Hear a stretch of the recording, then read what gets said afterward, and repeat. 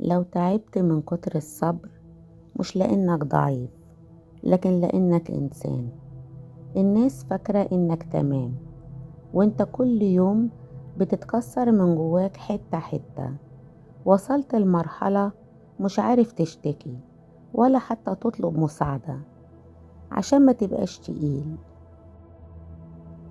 اسمعني، عشان اللي جواك يهدى شوية، وعشان تحس إن في حد شايفك حتى لو محدش تاني شايف.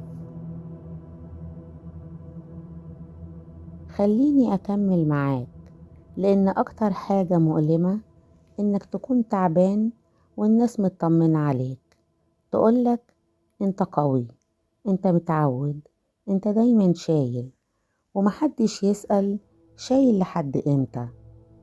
في الحقيقة الصبر مش دايما بطولة، أحيانا الصبر هو آخر حاجة فاضلة قبل الانهيار. وأصعب أنواع الصبر مش اللي الناس شايفاه، لكن اللي جواك ومفيش عليه شهود. خليني أقولك حاجة بصدق، التعب من الصبر مش فشل، ده إنذار إنك إنسان مش حجر، ومش مطالب تستحمل للأبد. يمكن صبرت على ألم ما تحكاش، خذلان ما تصلحش، خوف مستخبي، وحدة طويلة، ضغط فوق طاقتك، وكل مرة كنت تقول هعدي زي كل مرة. بس المرة دي حاسس إنك مش زي قبل، حاسس إنك أهدى، بس من جواك متآكل. حاسس إنك ساكت، بس السكات تقيل. عارف ليه؟ عشان الإنسان مش بيتكسر فجأة، الإنسان بيتعب بالتدريج. ربنا عارف ده وعارفك. ربنا مش شايفك صابر وبس، ربنا شايفك متألم وانت صابر. وقال ونحن أقرب إليه من حبل الوريد، يعني أقرب من الألم، وأقرب من الدموع، وأقرب من اللحظة اللي حسيت فيها إنك لوحدك. يمكن سألت ليه يا رب طول؟ ليه لحد دلوقتي؟ ليه مفيش فرج؟ السؤال ده مش اعتراض، السؤال ده ألم، وربنا ما بيزعلش من الألم. خلي بالك، ربنا ما طلبش منك تصبر بقوتك، قال وما صبرك إلا بالله. يعني لو حاسس إنك خلصت ده طبيعي، لأن الصبر مش مخزون شخصي، ده معونة. لو تعبت ده معناه إنك محتاج تقرب مش تبعد، تسند مش تشيل لوحدك.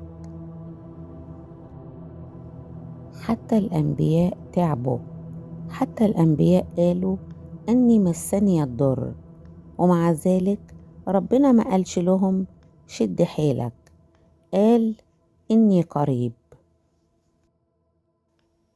اسمعني كويس في الجملة دي وخليها في قلبك. الناس فاكرة إنك تمام، بس ربنا شايف الحقيقة، شايف الصبر، وشايف التعب، وشايف اللحظة اللي قلت فيها أنا مش قادر أكتر من كده. يمكن ربنا ما شالش الوجع دلوقتي، لكن ده مش إهمال. أحيانا ربنا يشيل الوجع، وأحيانا يشيلك أنت من جوه الوجع ويخليك تعدي وأنت مش فاهم إزاي. لو تعبت من كتر الصبر خد راحة، مش انسحاب. ابكي مش ضعف، واشتكي لربنا، لأنك غالي عليه مش قليل. وقبل ما نمشي افتكر ده، لو مفيش حد حاسس بيك ربنا حاسس، ولو مفيش حد شايف صبرك ربنا شايف، ولو تعبت من كتر الصبر ربنا ما تعبش منك.